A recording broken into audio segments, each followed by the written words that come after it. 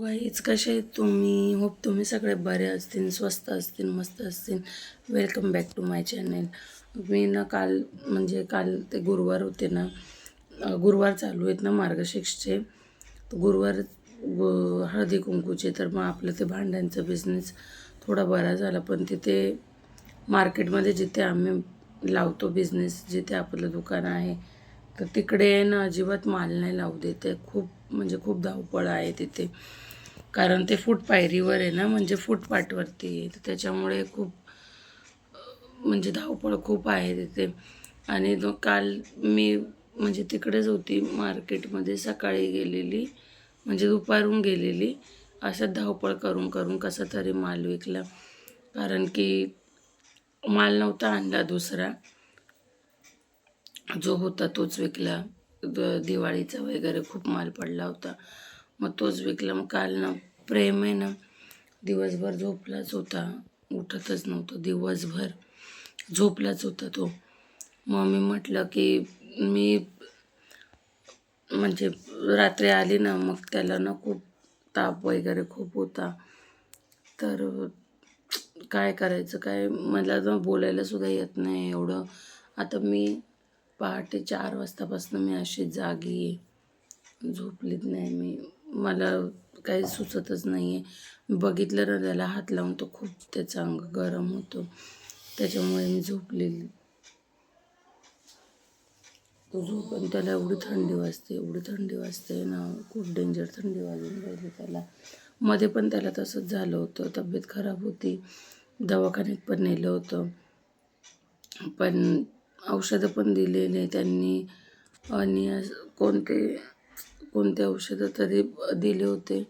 पण मग काय माहिती का फरक पडला नाही का काय, मला काही सांगता नाही येणार. काय करू, परत दवाखान्यात नेऊ का त्याला मी? कारण ना त्याची तब्येत खूपच जास्त झालेली. मी आज त्याला शाळेत पण नाही पाठवलं. आणि एवढा काल रात्री तर एवढा फणफण ताप होता, एवढा फणफण ताप होता ना. आणि मी ना एवढा ताप होता ना, मग मी औषधं वगैरे दिले त्याला. आणि काल दुपारून दादू ना त्याला दवाखान्यात पण घेऊन गेला होता. पण काय माहिती मग उतरला नाही त्याचा ताप. तर काय ब्लड टेस्ट करावं लागेल. आता आम्ही जाणार आहे डॉक्टरकडे, मग बघते ब्लड टेस्ट आज मार्गशीर्षचा आज शेवटचा गुरुवार आहे, उद्यापन आहे. पण ना मी खरं बोलू, माझी ना ते हळदी कुंकू करायची पण आज इच्छा नाही आहे. कारण की त्याला बरं नाही आहे. मग माझं मनच सगळं हे होऊन गेलं आहे. कारण पोराला बरं नसतं तर कसं हे मलाच कसं तरीच होतं आहे, बोलायला पण होऊन नाही राहिलं. आता त्याला उठवते, बघते की तो काय करतो. आणि सकाळी एवढी थंडी ना, मी डायरेक्ट त्या ब्लँकेट ज्या गोधड्या असतात, आमच्याकडे गोधड्या आहेत त्या, ब्लँकेट पण आहे पण गोधड्या आहेत ना, त्या गोधड्या पुऱ्या मी एकदम जाड गोधड मी त्याच्या अंगावर टाकली, तरी त्याची थंडी थांबली नाही. मग दुसरी गोधडी टाकली तरी त्याची थंडी थांबली नाही. मग मी ना त्याला एकदम असं हे करून घेतलं, दाबून टाकलं असं पुरं, आणि त्याला बोलली झोप असं. तो पण तो एवढा कुडकुड कापत होता. त्याला उठसूट थंडी का भरून येते, मला तेच कळत नाही की त्याला थंडी का भरून येते. आणि असं ताप का सारखा येऊन राहिला. तुम्हाला जर कोणाला माहिती असेल तर मला प्लीज कमेंटमध्ये सांगा. खूप टेन्शन आहे, काय समजून नाही राहिलं. चौघी बाजूंनी एवढं टेन्शन आहे ना डोक्याला. आणि त्याच्यामध्ये पोराला काही झालं ना, मला लई टेन्शन येऊन लागतं.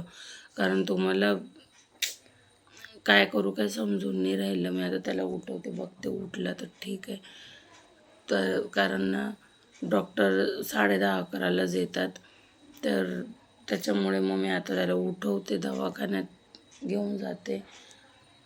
काय करू मला काही सुचतच नाही आहे की ऊन लागलं का काय झालं का, एवढं अचानक कशामुळे असं. आणि आणि असं पण नाही की मी का त्याची काळजी करत नाही, केअर करत नाही.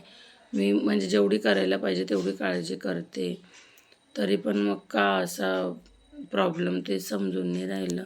बघते उठवून त्याला आता काय बोलतो.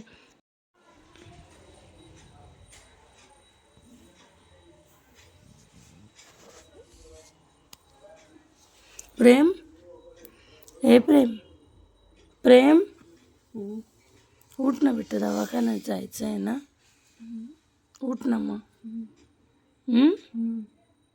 उठ मग. ताप तर अजून आला रे पिल्लू, जास्त ताप आहे पण तुला. पिल्लू जास्त ताप आहे, खूप ताप आहे रे प्रेम. चल दवाखान्यात जाऊन येऊ, चल.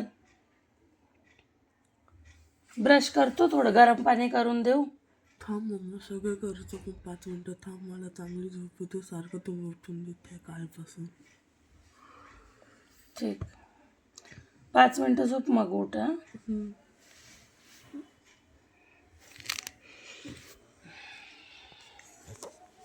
हा झोपलाय तो, झोपलाय तो. त्याची झोपच पूर्ण म्हणजे झोप होते पण असं बरं नाही ना, त्याच्यामुळे त्याला उठायची हिंमत नाही होते एवढी की उठू, काय ब्रश करू किंवा काय करू असं.